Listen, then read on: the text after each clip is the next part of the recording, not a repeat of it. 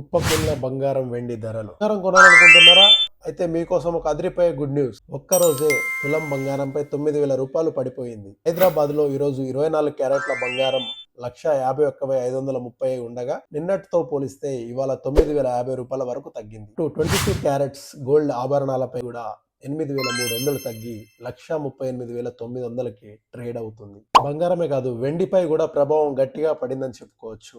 Kilo వెండిపై దాదాపు 50,000 వరకు తగ్గి ఇప్పుడు 3 లక్షలలో ట్రేడ్ అవుతుంది. మొన్నటి వరకు ఆకాశాన్ని తాకిన ధరలు ఇప్పుడు నేల చూపు చూస్తున్నాయి. ఎందుకు ఈ పతనం అంటే, నిన్న కేంద్ర ప్రభుత్వం ప్రవేశపెట్టిన 2026 బడ్జెట్ ఒక కారణం అయితే, అంతర్జాతీయ మార్కెట్లో డాలర్ బలపడడం మరొక కారణం అని చెప్పుకోవచ్చు.